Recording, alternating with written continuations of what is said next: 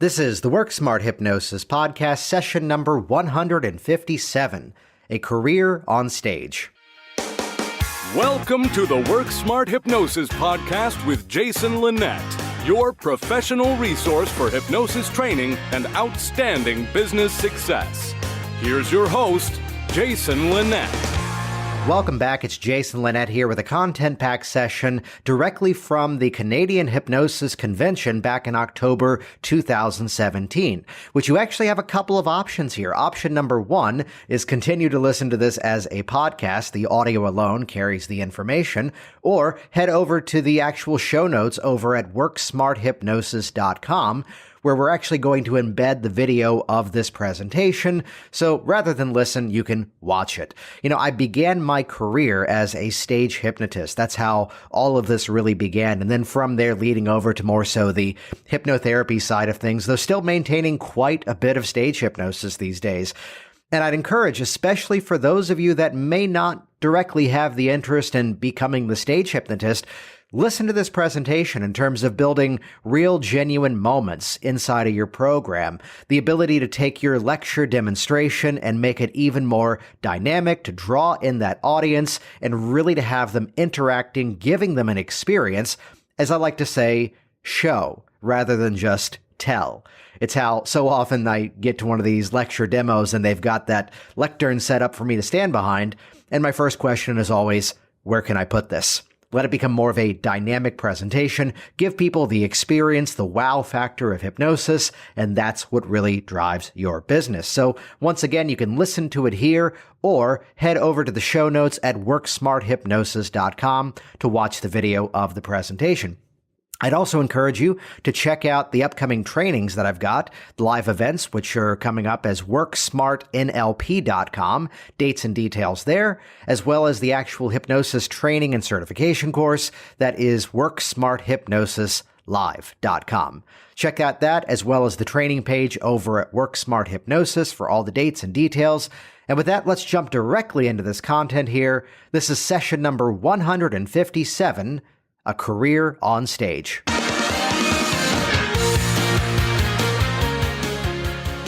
It's an interesting moment that a lot of the programs that I did as a stage hypnotist were working for schools.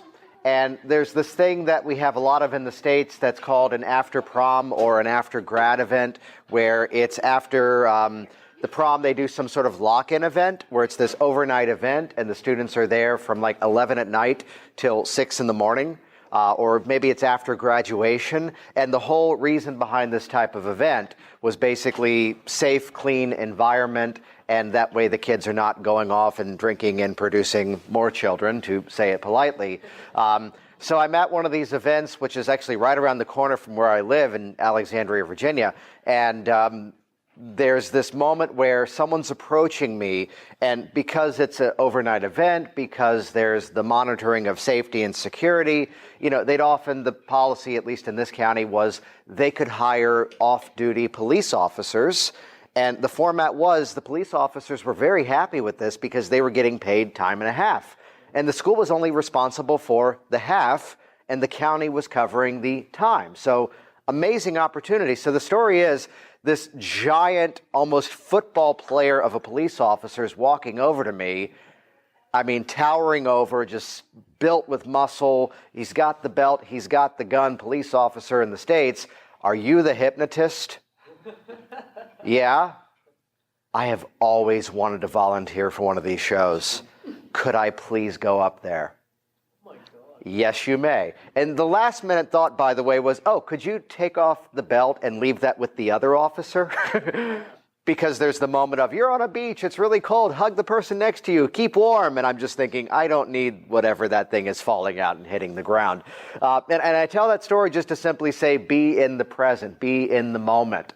You know, as we look at these different environments, this would apply for any venue, even those of you working with clients. This is about to get wonderfully stereotypical. Think of every image in your mind when I say, like, what was the TV show a while ago? What was it with like Snooki and the whole New Jersey, Long Island scene? I forget the name of that. Jersey Shore. Whatever stereotypes you can think of when I say Jersey Shore, punch it up and make it even worse. And that's this event that I'm at. And I'm there, and I'm looking around, and it's this event planner that had organized it. They hired me to do this program. And as I'm looking around, my comment was, it's going to be a very heavy show with just guys.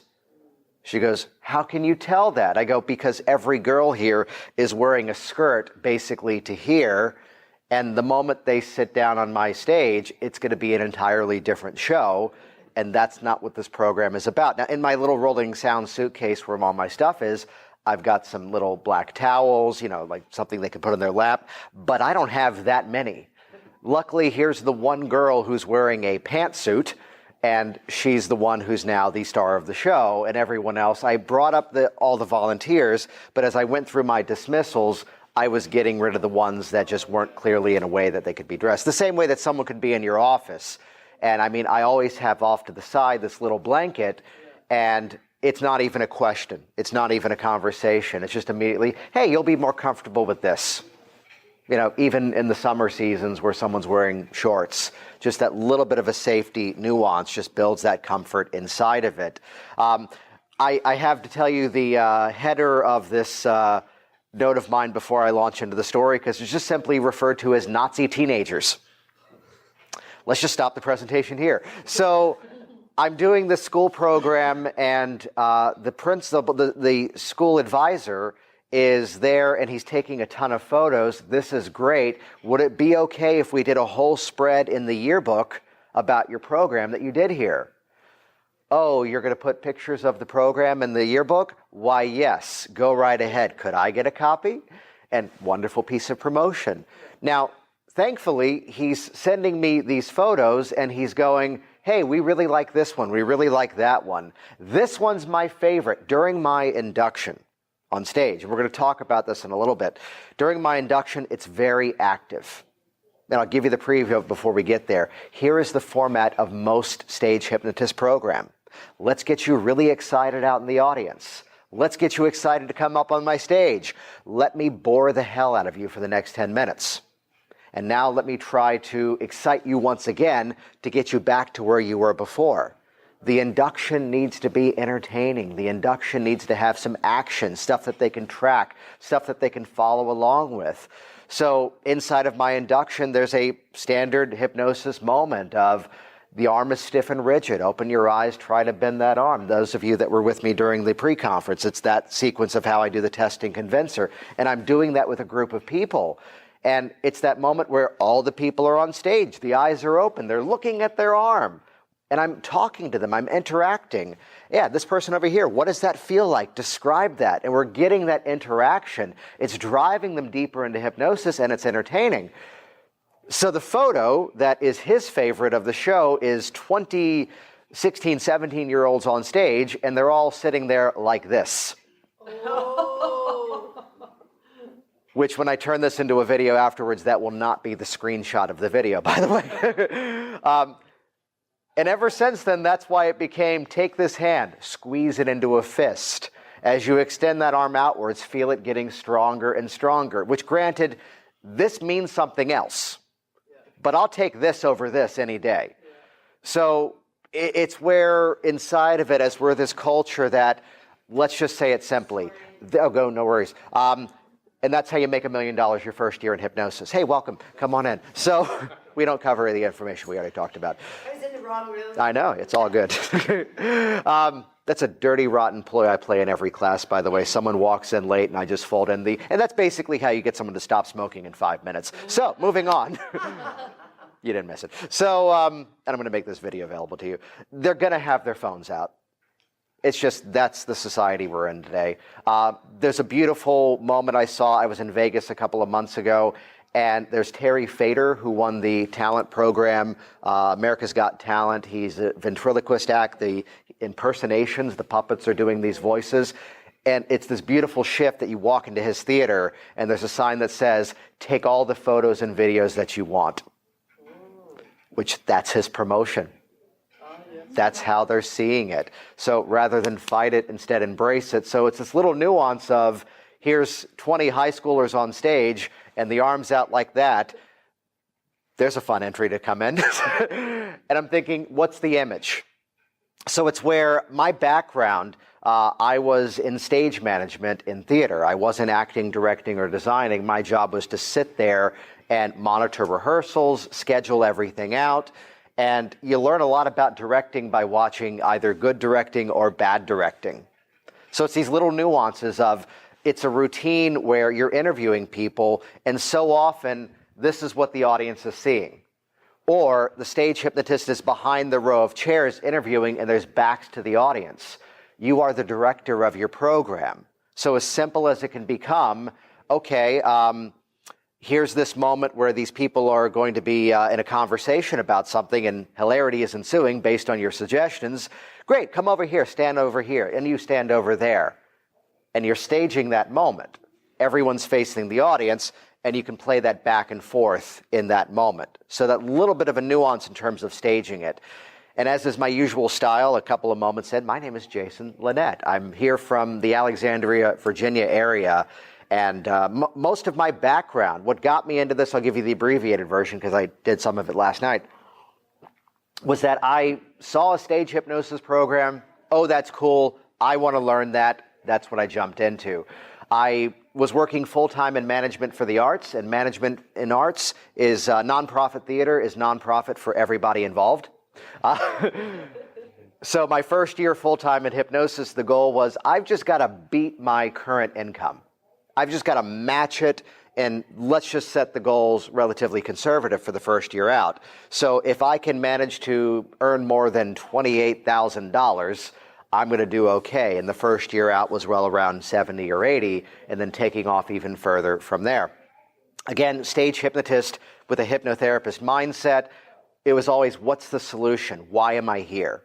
So I wasn't going after the comedy club. I wasn't going after that type of venue. It was instead, how can we solve an issue by using this program to get into that conversation there? So nuances, there's some details. We've just simply called this a lifetime on stage, lessons from a pro, which granted nowadays, I am not currently advertising stage hypnosis anymore. For a good reason. My interest is in other parts of what I do, yet I'm still actively doing a bunch of programs. Because the beauty of it is, as a marketing strategy, I was never selling the program. I was selling the tradition of having the program back year after year after year. So with a school group, it would become, yeah, we're going to build momentum with this, they're going to be talking about this, and here's the result. There's a little nuance, a little marketing strategy about future pacing as hypnotists. Instead, let me introduce you to product pacing. Product pacing is a marketing strategy of selling the result once you're already inside of it. So I'll give you a few examples. When you're on the phone with me and you're coming in for for hypnotherapy, for a change process, throughout the conversation, it's a very subtle strategy. Well, when you see the forms that I'm going to send you, you'll see that I'm gathering from you what your goals are, and that's what shapes our process together. What's the presupposition? You're going to be booking with me, and I'm going to be sending you the forms. When I'm on the phone with you for a school program, for a corporate group, well, as we build the tradition, so you're going to see that next year as we do the program again, here is the result that happens as this becomes a tradition. And this is my simple strategy that if you've ever been, I do a ton of webinars. If I'm selling a digital course, I'm not selling the action point of making the purchase. Instead, I'm selling the moment where when you open up the confirmation email you're going to receive from me, here's where I want you to go first. And when you're inside of the program, then go into the Facebook group and introduce yourself and share your goals. And we're going to guide you to the next step of this process. So I'm not selling the decision point. I'm selling the action, which is after the decision point. And by doing that, what's the presupposition? Yeah. So it's this little strategy that you can use to everything that you do, which flies under the radar, and it's where my true opinion is the person is contacting us because they have a goal. Therefore, is within our ethical responsibility to use every appropriate strategy to help them to reach that goal. And if it's a client, I can do that better when you're in the office with me. If it's a show, I can do that better when I'm there presenting that program. If it's a product, I'm going to do that better when you're inside making use of that product. So that idea of product pacing. So it's where, as we go into that, there's some shifts in terms of the stage hypnosis environment, which are going to apply from the stage hypnosis even over to working with clients. Let's just squash this one little BS thing that's out there right now. It is not a numbers game. It is not a numbers game. So people who would say you've got to bring up a big group of volunteers, you've got to have a big audience. There are so many people out there who would cancel a show because of a lightly attended event, which, no. And if you're in here earlier, there's a great story about doing a program with a small audience. My first show was about maybe 10 people in the audience. I got 3 volunteers. There's now 7 in the audience. And the first program was this one really, really big guy who the technical term was, he was a flopper. No matter what suggestion I gave, you'll sit upright in that chair, your body stiff and rigid, the back of your chair like a seatbelt. No, he's flopping over. And it's these 2 women that are up there with him that are like maybe 5 foot tall, maybe 100 pounds if they were wearing a soaking wet parka, and he's just flopping over. It's a danger. It's a safety issue now. So I'm realizing, okay, he is deeply there. They're okay. This isn't safe. I dismissed the 2 of them. My first show was with 1 person doing the whole thing, which again, building that confidence, which there's sometimes this concern around, can you do both? Can you do the stage hypnosis? Can you also do the hypnotherapy side? And the answer simply is, it's all about framing. So someone calls me and they say, well, I see you do this funny program. Well, there's 2 sides to that. One, here's my hypnotherapist as a stage hypnotist mindset, which is that I'm there to solve a problem. I'm there to create a result. Though at the same time, consider the skills necessary to deeply hypnotize a committee of 20 people and work with them as if they're 20 individuals to keep most of them up there. Which all of a sudden now, it's just you and me, product pacing. It's just you and me in the office. The least of our concerns is getting into that hypnotic state, which allows us to put our full focus on helping you get that change. Smiling and nodding, even though I'm on the phone, because they can hear the intention. Sound good? Oh, yeah. So it's where the skills directly correlate from one to the other. So it's where it's not a numbers game. It's a matter of being in the present, in the moment, with those people. And as we like to say as hypnotists, thank you, Charles Tebbets, deal with what emerges. And to be able to look at these people and realize that they're all going in at different levels, which right there is your framework, by the way, to make that stage induction massively entertaining. I'll leave out who this is because I don't want to reference it as a negative, but it's that point of view to go, here's this one stage hypnotist who does a phenomenal show, but he then looks at the audience and says, this is the boring part. Stick with me for the next 7 or 8 minutes. We'll get to the entertaining part in a few moments. What does he now telegraph to the audience? This is the boring part. And what's interesting is that in the old school approach, the stage hypnotist would go off microphone to hypnotize the committee of volunteers. I'm going to stay on microphone. You're going to hear every technique. You're going to hear every strategy. And watch in the audience, because you'll be able to see exactly how I work with these 20 people as individuals. And you're going to be able to see exactly where they're going, and you're going to be able to predict in advance exactly who's going to become the star of the show. So watch, this is where it gets interesting. And I've just put that framework around that induction, and suddenly now it's one of the most entertaining parts of the program. And it's that commentary to be in the audience with your audience. So something happens, and I'm reacting to it too. Something happens, which, by the way, this is my entire mindset of how I deal with hypnotic phenomenon in my office. It's not, I am the almighty hypnotist and I commanded thine arm to not bend. Ha-ha, no.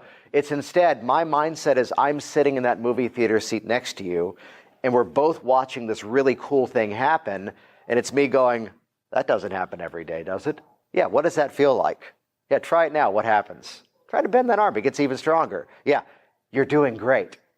To have that just human moment inside of it. So it's where be present in your program. It's where what got me out, I had a hobby doing magic as a teenager.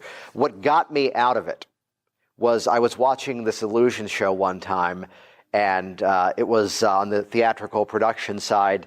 They did a dry tech rehearsal of it where they do the sounds, they do the routines. They're kind of marking through the thing. They're not going full stage performance. Yet it was the same show whether there was an audience there or not. And it's that interaction. That's what's different about this type of presentation. So it's not a numbers game. And if it is a numbers game for you, I just have to simply say, get better training. Because basically, if it's the here's my 7-minute routine that I'm going to rattle off, and at the end of it, who's deeply hypnotized and who's looking at me confused, it's where I'm basically doing a modified Dave Ellman induction on stage for the reason of it works as that litmus test the whole way through. Who's working with me? Who's not in compliance with a simple moment? And that's how I'm making my selections of who I'm going to work with there inside of it. It's where, again, my style of drawing up the volunteers is that I have them raise their hands and then I invite them up.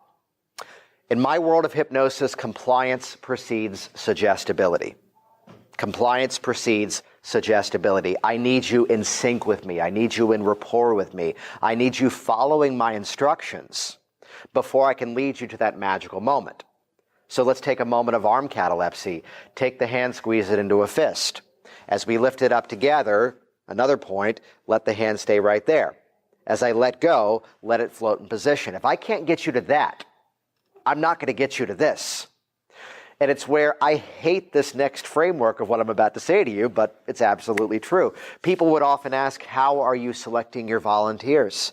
They're raising their hands, and how are you then picking from them? Is it a character type? Is it something of a demographic nature? No. The first round is, as I'm doing suggestibility tests with the audience, I am hypnotically implanting X's on the people that are not in compliance with me. So everybody now, take your hands, hold them up just like this. This is fun. Give them a shake, give them a wiggle. That has nothing to do with hypnosis. That just makes me smile. Thank you. Take those hands, clap them together.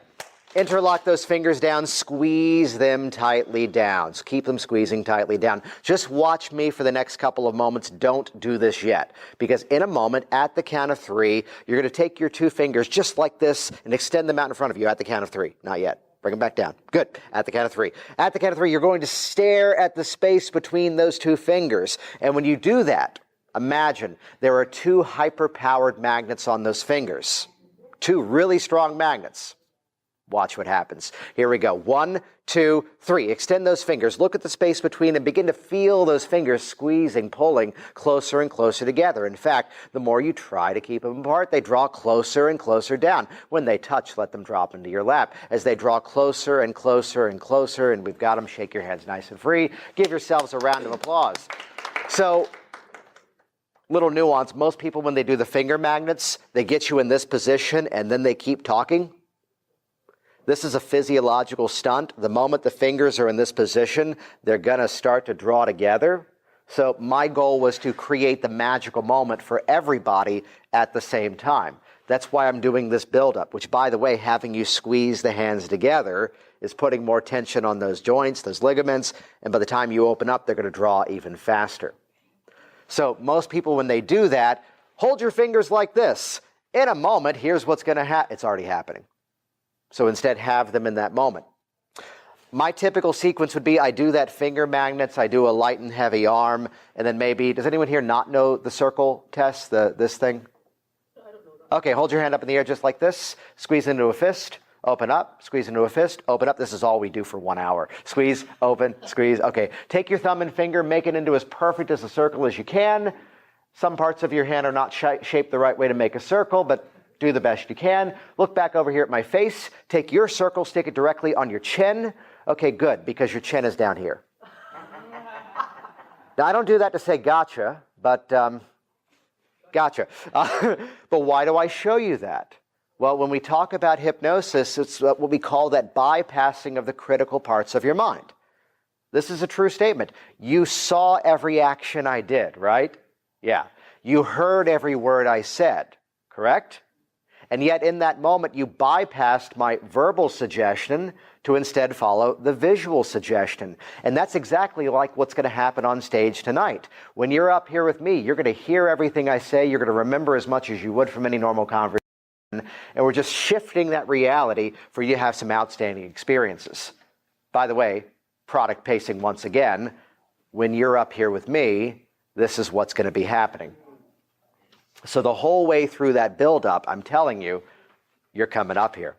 But back to that moment of that selection phase, I hate this, but it works. What am I doing? Light and heavy arms, finger magnets, circle test. I'm looking out there, and you're the one who is doing every bit of what I say. Awesome. Check mark in my head. You're the one, you're following everything, check mark. I'm going to make fun of you, this isn't you. And you're the, let's use the appropriate terminology, you're the asshole who is then swatting the arms of your friends as they're trying to do the light and heavy arms. You're not an asshole, but you're the one doing that, and I'm going, oh, hell no. I'm doing that. Compliance precedes suggestibility. If I don't have that compliance out in the audience, I'm not going to get it in that moment, which is a little nuance, by the way. I used to do light and heavy arms, and then I'd be in my head going, this is a jaded audience. They don't want to participate. And what was happening was the sequence was wrong. I don't have enough rapport with them yet, and I was asking them to close their eyes and do this. And then one day, by accident, I forgot my order, and I did this one, which is an eyes open phenomenon moment. Oh, that's cool. And then I went for this one, and I am stunned silent because everybody's in compliance doing it. So stair-stepping that rapport, stair-stepping that hypnotic suggestibility.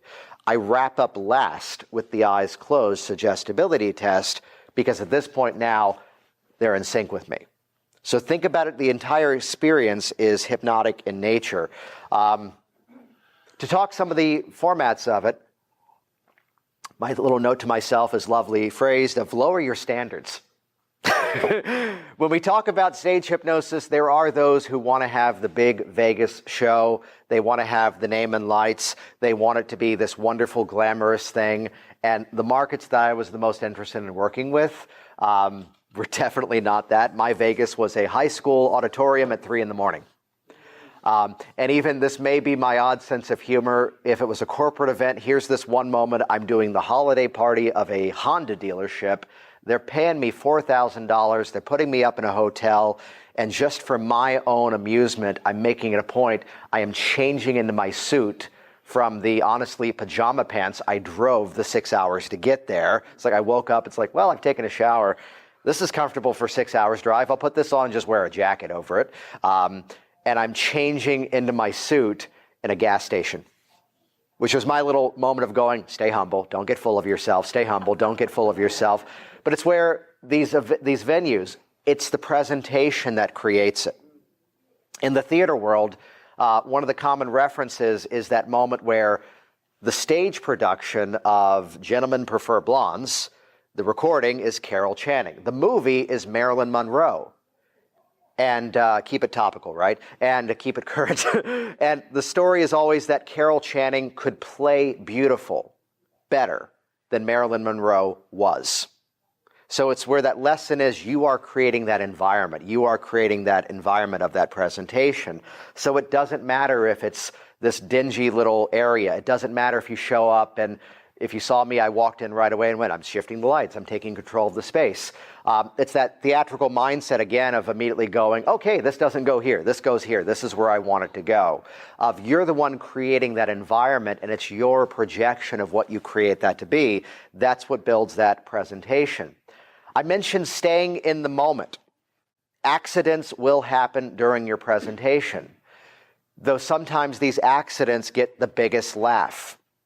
And it's where one of the best things you can possibly do is to start to play the game of how do I reverse engineer this so that accident happens every show. There's a standard routine, whatever the location. You're on a beach, you're on a bus. It's getting really hot. Fan yourself. Find a way to keep yourself cool. Now it's getting really cold. Try to warm yourself up. And the whole punchline is to get to the moment of, it's so cold, the person next to you is a body heater just for you. Grab on. Huddle up to that person next to you. The whole reason to do that routine. And there's a moment where I'm doing this program for a corporate group, and by accident, I'm standing over here, and the guy is then suddenly, I'm looking over here, and suddenly I'm being grabbed onto. And it gets the biggest laugh, and I'm standing there in stunned silence going, try to think of something funny, but it's getting a bigger laugh that I'm saying nothing. The person next to you is really, really warm. Even better, the person compounding. The person on the other side is twice as warm. Grab a hold of them. Keep them warm too. And I'm standing in proximity. And thank you, he's keeping me warm. So it becomes this moment that was an accident that occurred. And the thought became, how do I reverse engineer this now to happen in every single program? Which it now does. And wouldn't you believe it? Oh, does that happen often? Oh, it's a surprise when that happens.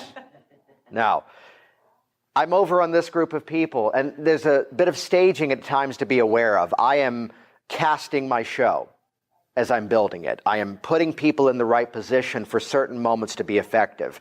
And I am making sure that that routine, by the way, is not funny if it's this rather attractive woman at the end and she's the one grabbing me. That has a very different connotation.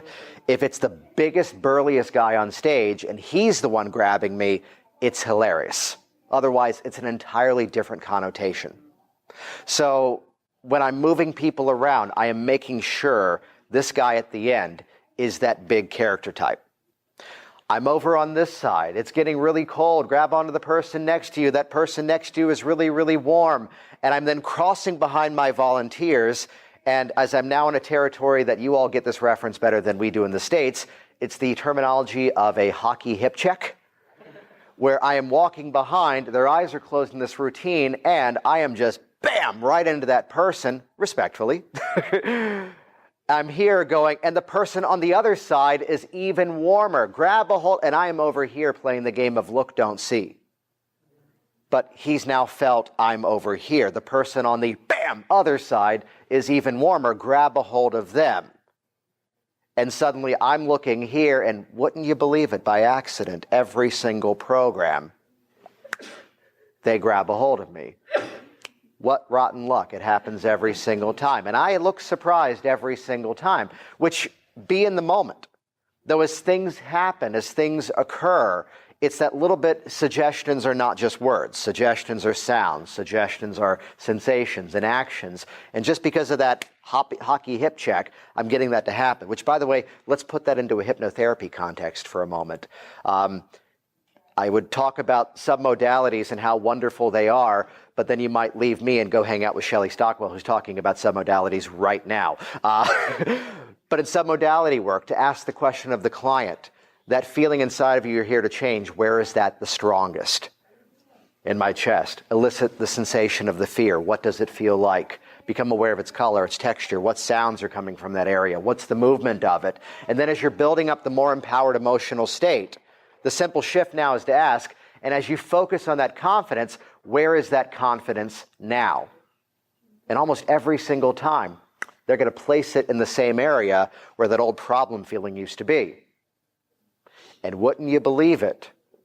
This doesn't happen every single time, but now you're the one who's decided it lives in the same area, and these two feelings cannot exist in the same place. I wouldn't be doing that in my sessions if it wasn't for the fact that this silly accident on stage motivated this mindset to go, how do I reverse engineer this to happen every single time? Let's talk technology for a moment. Technology can be as simple or as complicated as you want it to be. A little thing I did years ago, which I cannot necessarily say go off and do the sound system that I have done, because admittedly I'm using a little sound system that the man who created it since folded the company, and I think I own one of 12 that works. It's called the IQ2. Don't write it down. You're not going to be able to find it. It connects a iPod Nano 2nd edition, which is the model from like, I think, 8 or 9 years ago, if not further. It only works with that generation, which means I keep going on Craigslist and buying more of them just out of fear they're going to crash, which is fun when my 6-year-old goes, I want an iPhone. Oh, hell no. But she wants it for the music. Okay. Here's an iPod Nano. Why? Daddy has a shoebox of them. The iPods keep breaking. The system doesn't. But it's where you can do remote control sound. You can do what like Brandon had last night, having someone else run sound. But basically what I did years ago was I mounted in a aluminum camera case everything I needed. So when I show up, this camera case has my sound mixer, my microphone, and then my little remote control sound system, and 2 cables run out. A cable to the sound and a cable for the power. And that's it. Because the setup for me on the sound side used to be hours of running cables and setting things up.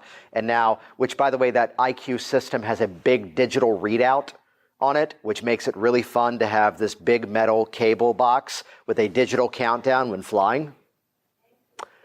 They don't like that. Luckily, this system does have an internal speaker and a little nuance around pop culture, especially with working with teenagers. They have a love-hate relationship with all things current pop music.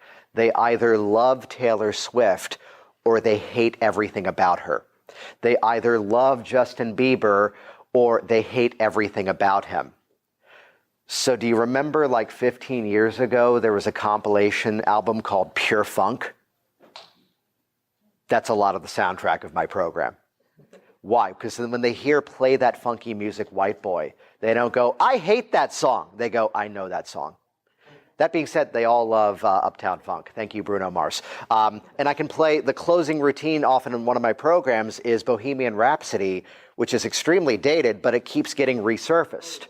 The Muppets did it. Wayne's World did it. And then Kanye West ruined it. And then people found the original and went, oh, that's cool. So it keeps resurfacing. And they don't go, I hate that song. They go, I know that song. Rather than getting that polarized reaction. You're driving in a car, turn on the radio. At one point I was using Taylor Swift, Shake It Off. And suddenly I've got half the audience tuning out because they don't like her. Which, no, I put on something else in that moment, so drew them in for that reason. But simplify that tech inside of that as well. Let's talk about the business side of it. I've kind of got just a bunch of points here that I wanted to share some ideas on, which, again, applying it different ways. Leverage success. Leverage success, which there is a marketing strategy that I live by, which is that my goal is for you to have rapport with me before you reach out to me. That you already know me by the time you're interacting with me. This is why there's so much video. This is why I make it a joke now that I repurpose everything. The podcast session that I have coming out this week is my keynote talk from Mid-America Hypnosis Conference last week. Later on, the videos of what I did these last 2 nights are going to be something inside of that. I'm filming this, and I'll make this video available to you as a reference, and using everything. So that mechanism of making use of media. So it's where my favorite connection to this is, anyone here watch The Simpsons? The marketing strategy is based on one little character that the late, great Phil Hartman used to play. Hi, I'm Troy McClure. You may remember me from such self-help programs as Smoke More. So that Troy McClure effect is what I've now branded this as, where by the time the person calls, they've already watched the videos. They've already seen video clips of the program. They've already read articles about me. And it's already establishing the premise that this is the guy who does this. They're buying based on safety. There's no moment of, we don't know what this program is going to be. It's always that leveraging of success. My marketing strategy for schools used to be based on one sound. Thud. I would ship them about maybe 2 pounds of paper in a big envelope, which was well over 60 news articles about my program that had been featured in the news, well over 80 or 90 testimonials from other schools, articles that I had written, and just it happened to have a promo DVD inside of it. And the result so frequently was the school advisor would go into the principal, hey, we want to do this assembly. You've read all this? Yeah. Okay. And just the moment of transparency. Here is my full client list of all the 300 plus schools that I've worked with. And take note, the ones with multiple asterisks, that marks the schools I've been back to year after year after year. And sometimes they would say, how do we know the program is appropriate for our students? Well, I'll say it simply. You have the entire list of all of my clients that I continuously work with. And if I was, and I'd use this language, if I was stupid enough to do something inappropriate at your school, I'd hope you'd reach out to all these schools and let them know about it. Oh, taken care of. Rather than, don't laugh at this, Tim, trust me, it's a clean show. Rather, it's the strategy instead of tell, show, demonstrate. It's where even inside of this repurposing mindset, yes, you're getting my full attention. Yes, you're getting my full energy, yet this content is going to have a life after this as well. Even going into a news interview, whether for print, whether for TV, what do I need in my marketing? What do I need this information to say? A common concern was, is the program safe? And I can stand there saying, hey, the program's safe. But even better, here's a moment where I could not be there for the live morning TV spot. I couldn't even phone in at the time they insisted it be because I was at another school 5 hours away. So they're interviewing the principal and a student talking about this program I was going to do at the school. And they say, is there anything you want us to talk about? Yes, it'd be great if you can talk about how safe the program is. So now it's no longer Jason Linett, the hypnotist, saying, my program is safe. Watch this. This is great. Instead, it's the principal saying it's a safe program and it's outstanding. Hypnosis is something you do on your own every single day. Jason's a guy who just knows how to guide you there on purpose. I don't have to say that now. I've got this piece of media that now serves that for me. So harnessing and leveraging that success, which so often it comes back to in business, this is the same way we get referrals. This is the same way we can get more bookings. This is my one strategy that I use to build a whole bunch of live talk opportunities to get out there and build my business. The line in theater, let me wrap this up, I'll come to you in a moment. The line in theater was, don't applaud, throw money. Don't compliment me, tell everybody else. So in that moment, after a presentation, they're raving, they're loving it. Hey, who do you know that would benefit from a program like this? What other schools do you know I could do this at? Hey, Honda dealership I'm doing the holiday party for. What other dealerships do you know of that would benefit from a program like this? Leverage that success, take everything and build upon it, build upon it, build upon it. You had a question? When you first started and you didn't have all those testimonials and all those schools that you did, what did you do the very first time you went out? What did I do when I got started and I didn't have all that stuff? We all start somewhere. In the words of Sean Michael Andrews, we all wish we could call back our first client and say, no, really, I got better. Please come back. So admittedly, I was hypnotizing somebody on television before my first official show, because I was promoting it that hard, and suddenly here's a local station that went, oh, could we do a feature on this? Do you want to hypnotize one of our interns on the air? Okay. Which kind of goes into the confidence that's necessary with a stage hypnosis program. When it was just a hobby for me, at the time, my then girlfriend, now wife, her comment was, you need to work on that one moment of your presentation where you turned and looked at the audience and you had the expression on your face that telegraphed, holy shit, it's working. Once you take that down, the program will be better. So we start somewhere, and it's where at times it's just simply getting out there and doing it, though every presentation I've ever done, I've brought that camera. So I didn't have that at the beginning. So I wasn't able to go off and book the $4,000 corporate event. I wasn't able to book the 30,000 week of tours of doing a whole bunch of shows in certain areas. Though the mindset is, how can I build this up? How can I build this up? So in terms of building that up, start with what you can from there. Yeah, you got a question? Question. I'm not a hypnotist, but I'm just curious, in either your stage presentations or when you're applying or trying to get speaking and all that, at any point are you introducing them to what hypnotism actually is, or do you just assume because that people know what it is? Do I assume people know what hypnosis is, or do I introduce what it is?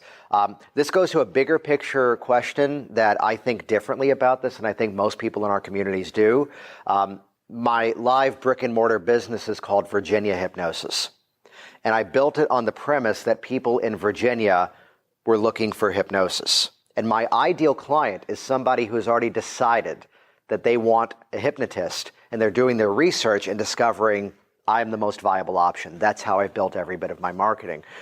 If I'm going out and giving a live talk, to go to your specific question, I used to do here's the all about hypnosis, let me educate you as to what it is.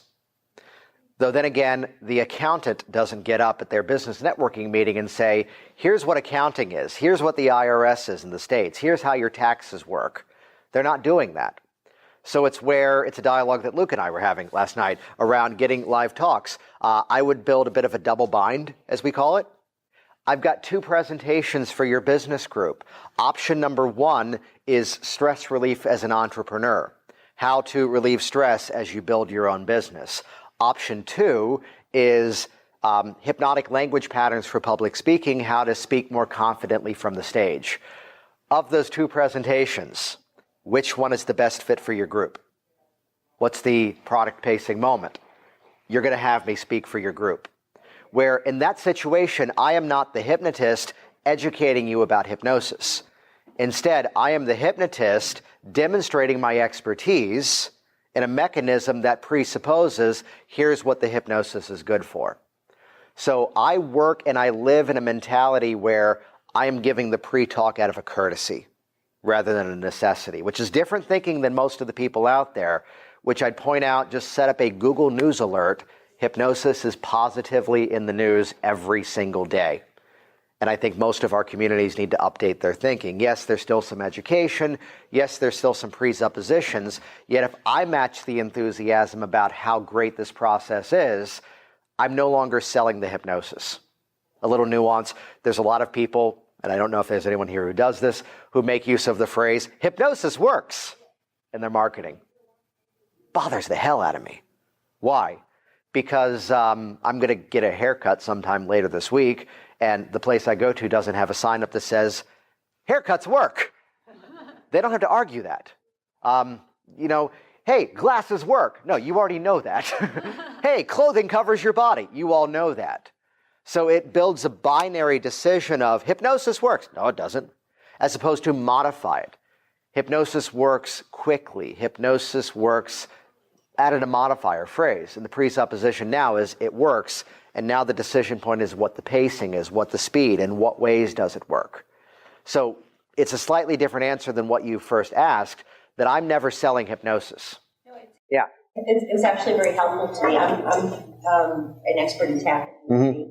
And so when I first started, I'm from Boston. Boston's extremely conservative. I mean, they're just starting to talk about meditation. Mm-hmm. And so I had to always go into this whole big thing. And so that's a good awareness, too, is that as I do speak all across North America, that more people are familiar with it. And I need to also become aware of that, too, and not feel I have to be always proving that tapping is great, which it is. This story is not you, so I'm not projecting this to you, but it's the story of a student of mine who came in one time. My certification trainings are most often weekend-based format, and then I've got one coming up in December that's an intensive straight through. So it's a weekend format, and it's the third weekend, and she goes, my family was saying that hypnosis is really weird, you should call it something else, and maybe I should hide from the name, I should call it something different. And my honest response was, it's not that they're saying that, it's that you're agreeing with them subconsciously. So it's where at a networking event, it was my job to professionally represent what I'm passionate about. And by accident, that got me a ton of clients. So if you're holding on to any expectation that this is a little off-center, this is a little weird, it's where, as I was active in a MPI group, Meeting Professionals International, and that was one of my mechanisms to get stage hypnosis programs, it was just that, yeah, I'm the hypnotist. And I'd be the first to crack the joke of, same old. Wait, what? Of treating it as this is just that standard thing. This is not something weird and out of the ordinary. Is that helpful to you? Yeah. Good. So let's bring it into some nuances within your program, where there's a nuance inside of how I do magical hypnotic phenomenon that I want to get the result before I'm going for the result. So I was mentioning the moments of hypnotic phenomenon. I want to see that arm is stiff and rigid and you can't bend it. What she said. Thank you, Shelley. I want to see that arm is completely stiff and rigid and you can't bend it before I even say, try to bend that arm. I want to have that conviction you've already got it. So on a similar note, bringing that into stage hypnosis, it's entertainment. We are there for entertainment. This is not necessarily just a demonstration. This is not an exhibition of hypnosis. Instead, it's an entertainment program. So my goal at times is to get a laugh from the suggestion before the participants are responding to the suggestion, which could be as simple as timing. You saw a great sequence last night, the way that Brandon did the person next to you smells funny, with a very, very clever way of doing that. You're going to smell something horrible. The room is going to smell funny. You're not going to know where it's coming from. You're going to try to find that smell. Whenever I say this word, this is when you're going to smell that thing. And the smell's coming from the person right next to you. And just that little bit of a throwaway of a line. The way that it's just this little tag at the end, got the laugh. At least from 1 out of 20 of you, so it's just you and me now. So that experience of getting the laugh before going for the moment, which can come down simply to pacing and timing. Just let the silence sit, which I'll share the other little nuance around stage hypnosis. My one principle, first of all, too many are doing the excite you in the audience, bore the hell out of you, try to get you excited again, make your induction entertaining, be in the moment with the people, respond to what's going on.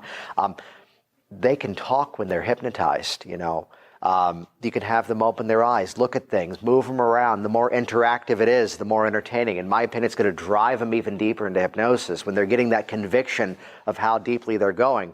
So the other nuance to it, though, is that, again, if I can give you the characteristic of most of the stage hypnosis shows I've ever seen, it's all the same tone. You're on a beach, it's getting really cold. Grab onto the person next to you. You're now a platypus. You're going to walk around the stage. I've never seen a platypus routine. You're on the stage, you're a platypus. This is what's happening, and everything is happening at this pace. They're just barking commands and orders the entire time out.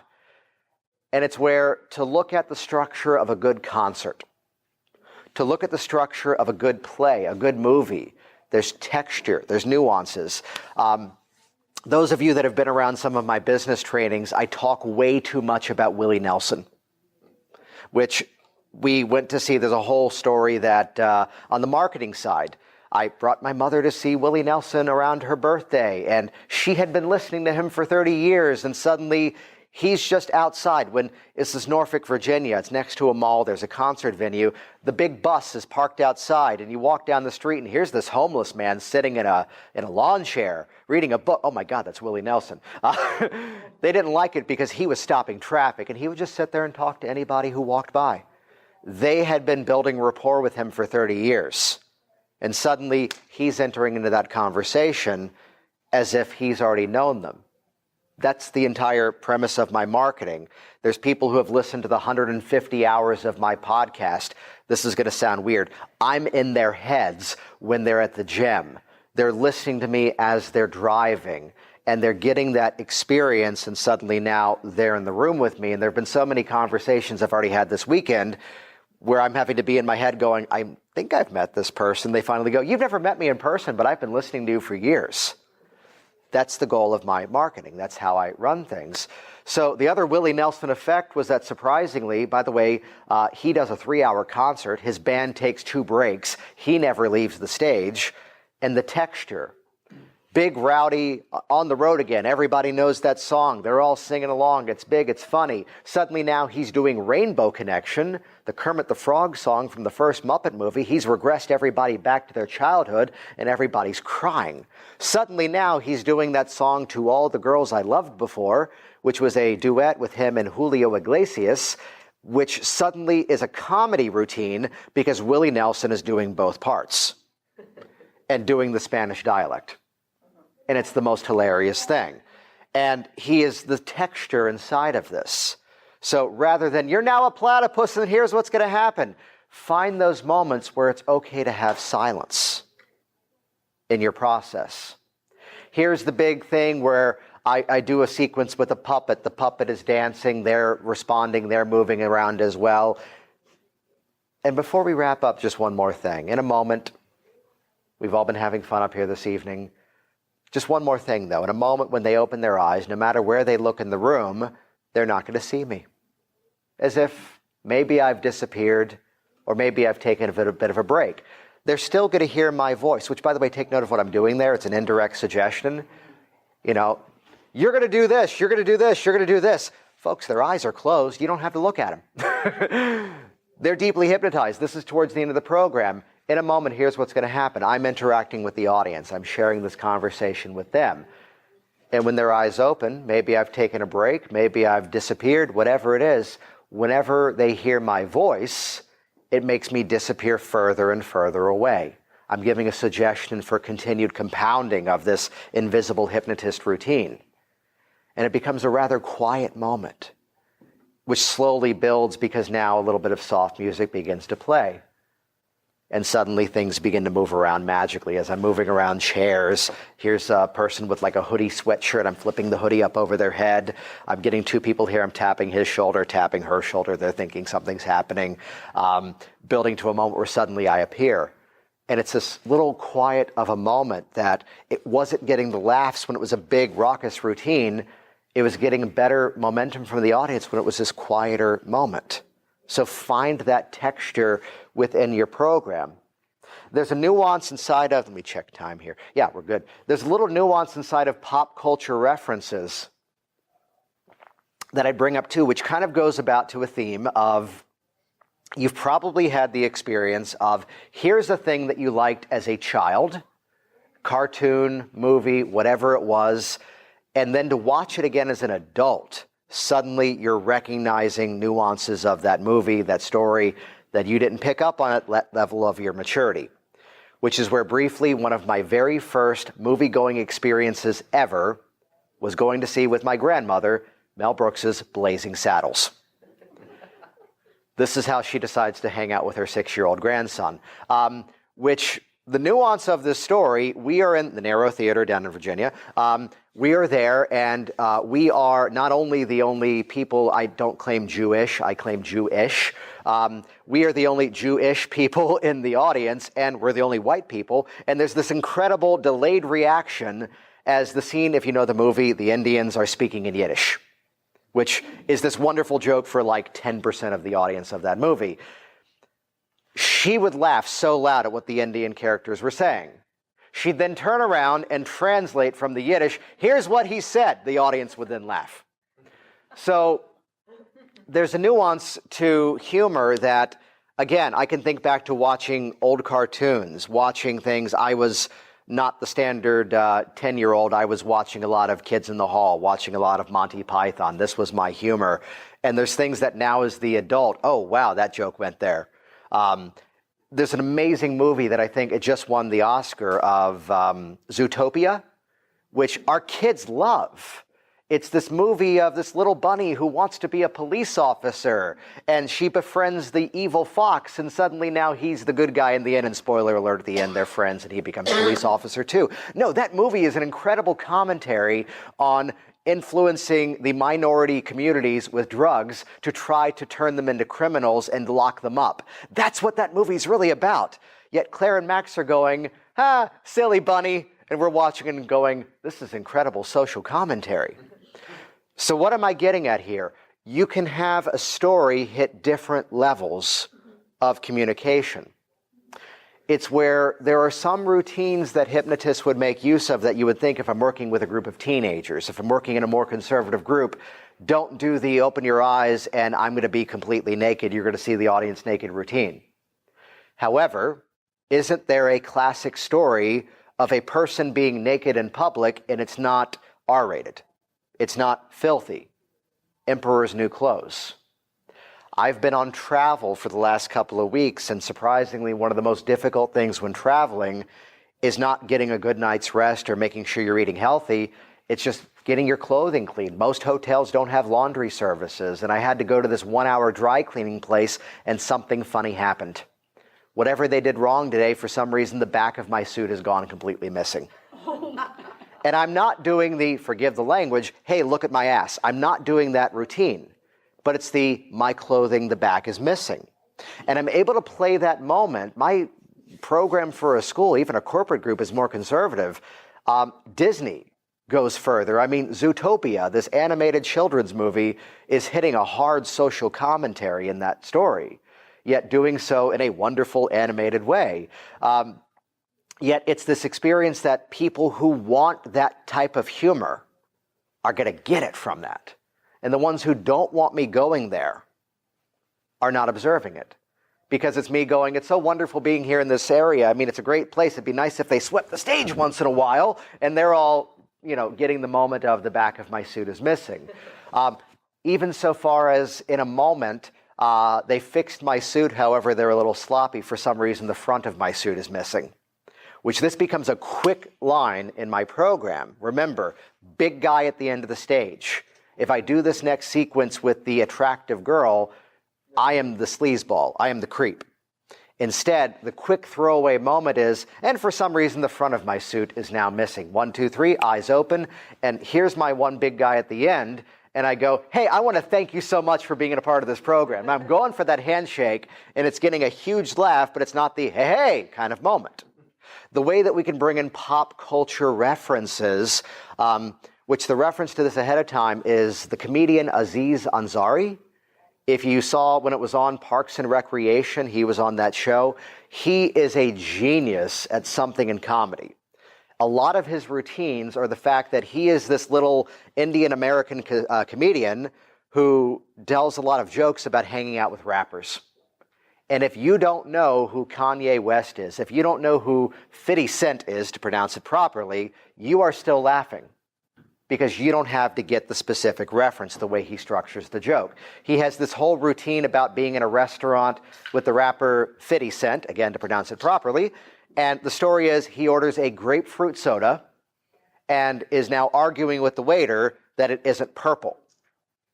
And the punchline is, everybody, listen carefully. A grown man is about to learn what a grapefruit is, which you don't have to know who that rapper is. You don't have to know the specific reference.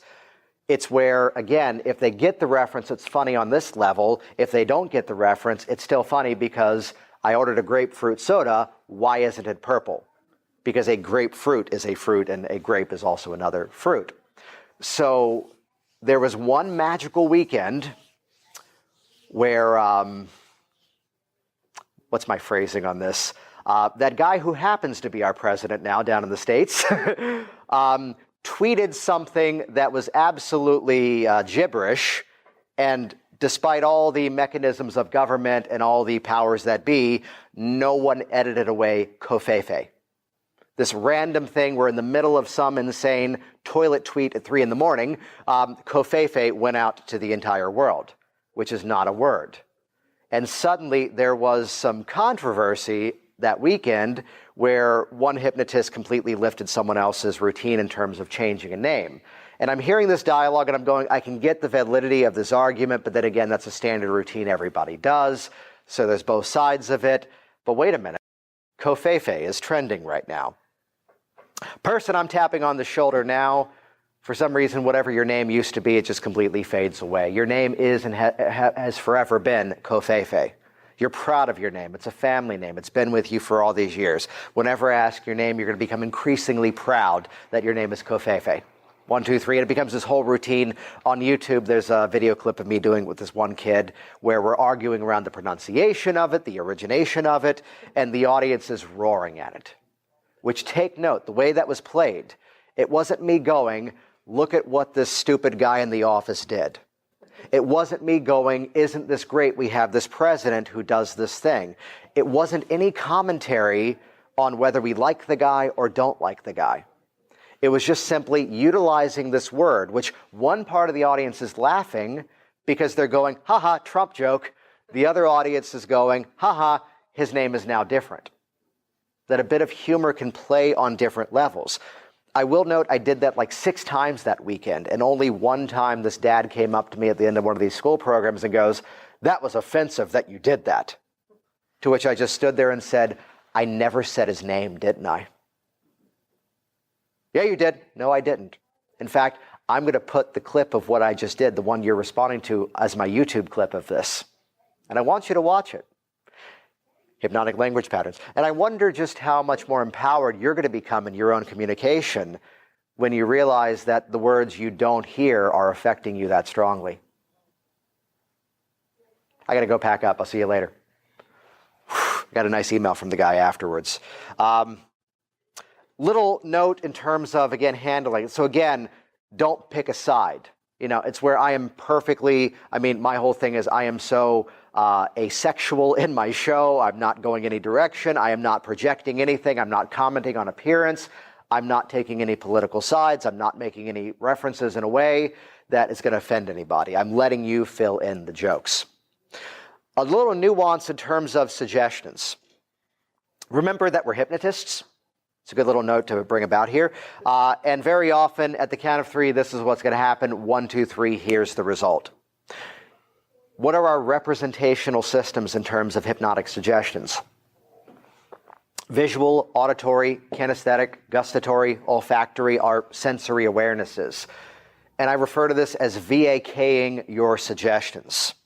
So in a moment, you're going to be arriving poolside at a comfortable island location, beautiful day.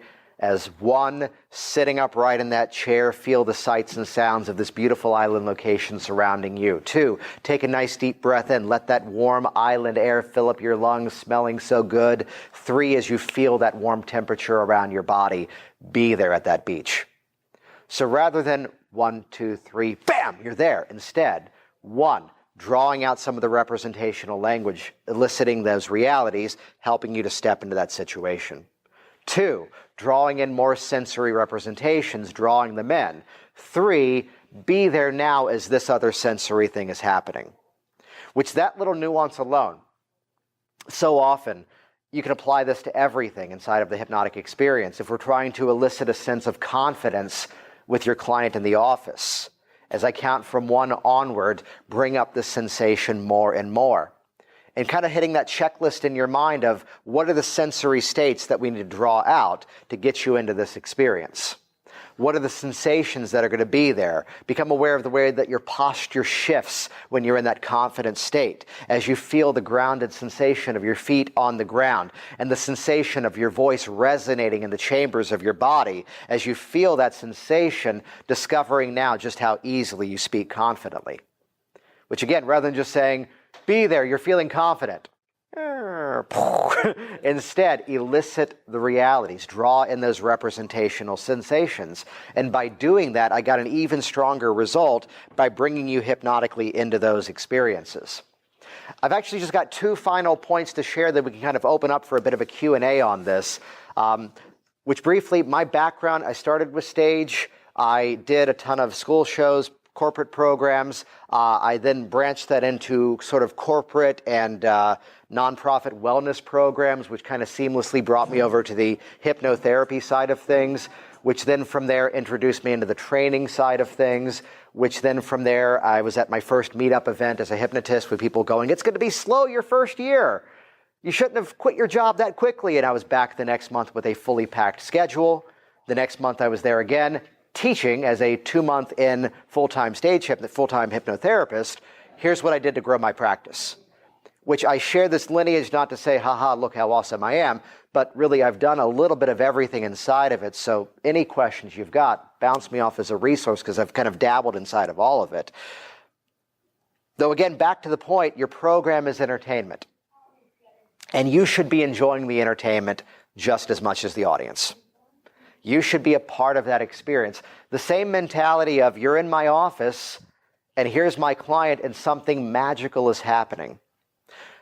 There's a brief story. My favorite client experience was a woman who called up and I know I need to quit smoking, but I don't know if I want to. That's traditionally a red flag. Yet I heard something about her intonation that I thought, let me try something out here. What's the line from Dave Ellman? If you follow my instructions, I know I can help you. If you're not willing to follow my instructions, I don't know a thing in the world that will help you. So what do you want to do? I want to do this. Okay, come on in. It was the most stage hypnosis hypnotherapy session I have ever done. It was all about hypnotic phenomenon. My entire premise was she is stuck in the hypnotic phenomenon that she can't change this. And I got to break that reality by throwing every bit of hypnotic phenomenon into this. And there's a beautiful moment where we get to a place where the hand is stuck to her leg. And the more you try to lift away that hand, it sticks even tighter. Try to lift it, it sticks even tighter. Full open, eyes open phenomenon. What does that feel like? Yeah, I got time. We can hang out all day. You can go back to work with your hand stuck to that leg, right? And we're just kind of in that little bit of byplay, the same way a stage routine would often play out. And the payoff was, you know what's really cool about this? I haven't even talked about your right hand. Your right hand is also stuck to your right leg. Kind of weird, right? Yeah. By the way, this is hypnosis. You're doing great. So what do you got planned the rest of the day? And she's there in that phenomenon. My mindset is that moment where they're interviewing the person on television and the kids are in the background screwing around because the camera's going, where I'm just playing the look, don't see with this moment of the hand stuck to the legs. And I'm just fully there in the audience with her. Yeah, this is weird, isn't it? Oh, I see this all the time. That's normal. But close your eyes. And as you decide what this experience truly means to you and your ability to release those cigarettes, that's when those hands will easily release from your lap and position somewhere else. Take as much time as you need. Do that for yourself. That's a moment of fingers crossed hypnosis as you're going, please do it. And she then moves the arms to the arms of the chair. Hasn't smoked since. Forgive the language, it's a quote, but it's my favorite testimonial ever. It was bizarro and maddeningly weird. Jason knows his shit. I send that testimonial out to people to say, I know you're not coming for quitting smoking, but understand Stephanie's feedback is my favorite one ever. That's the one session I've ever done in that format. But again, it's a moment that illustrates being in the moment with your client, commenting on what's happening. So something funny happens. You are the director of this play. And you're the one who's telling them what to do, how to respond. Audiences, especially now, need to be trained how to be audiences. So give them that round of applause. You're clapping with them. You're laughing at it first. You're the one reacting. Whether it's genuine, whether you have to act it. You know, to take that moment, find that place to really just lose it in that program, that something funny has happened and you can't continue. The program Saturday Night Live is classic for this. This popped up earlier today. The bit that the comedian Bill Hader used to do, the character Stefan, who the whole thing was he was this real millennial character and describing these absolutely grotesque clubs in New York City. The lineage of that bit was actually another comedian by the name of John Mulaney, who was helping to write that routine. But the reason this guy was cracking up doing this bit on television was they would put in new jokes on the cue cards, and he was having to see it for the first time. That's why he was cracking up. And that routine became so popular, not just because it was some of the best writing they've ever done, where he just throw out these random references. Oh, they have Furkles. What's a Furkle? Oh, it's a fat Urkel. This random thing that he would just treat as being normal, this amazing routine, but it was also so popular because it was him cracking up the whole way through it and trying to fight the laughter. And that type of moment, to be there in that experience, it is genuine. And if you can't make it genuine, practice it. You know, it's where I say, even as I work with a client for fear of public speaking, surround yourself with good information. Surround yourself with good conscious reinforcement. I tell that fear of speaking client, listen to a lot of TED Talks. Listen to podcasts with good speakers. And if you want to be funnier in your program, one of my character flaws, I embrace this, if I'm in my car listening to music, I am falling asleep. That being said, as I'm in the gym religiously lifting weights, my soundtrack is officially Lady Gaga, Katy Perry. Yeah, that's how I make it happen. Hitting a new personal record, deadlifting, Carly Rae Jepsen, call me maybe. Just me. It somehow works for me. It's the polarized reaction. So in my car, it's all comedy podcast. It's all stand-up comedy. It's where there's a beautiful moment with a late comedian who is incredible, Kevin Meaney, if some of you remember him. We're seeing the musical Hairspray on Broadway. He's suddenly this small part, and everybody's leaving the stage door at the end of the performance, and they're all going after this pop star who's in the show, this famous actor who's in the show, and here's this little-known comedian, and I yell out one of his old taglines, and he goes, hey, and we start to talk, and he goes, hey, I'm going to go get a coffee. You want to hang out? Yes, this is awesome. So surround yourself with humor. Now, don't rip off routines, but you can model the style. The same way that in my presentations, if I'm trying to sell something, There's the transition of the Steve Jobs, but one more thing. Here's another thing I want to share with you. That's that easiest transition. I'm not ripping off his words, instead modeling the style. The final thought is, in the words of Marie Mongan, the founder of hypnobirthing, some of the happiest people you'd ever meet are completely out of their minds. They're completely out of their minds, and instead they're in the experience. What do I mean by that specifically with hypnosis? Whether it's the client, you've had that moment, I mentioned this last night, where you're thinking, this isn't working, this isn't going well, this person's not motivated, and then they're back the next week and everything has shifted. You'll have those moments where you're thinking, this isn't going well, they're not entertaining, the volunteers are not as animated as I would like them to be. And the statement I'd always give you is the audience laughing? Where sometimes you've got to listen to that audience where you might be in your head critiquing, judging, hating everything you're doing, but always have that grounding moment to go back to, are they laughing? Are they smiling? Which if they're not, once again, you go first. You start to telegraph to that audience exactly how the presentation should go.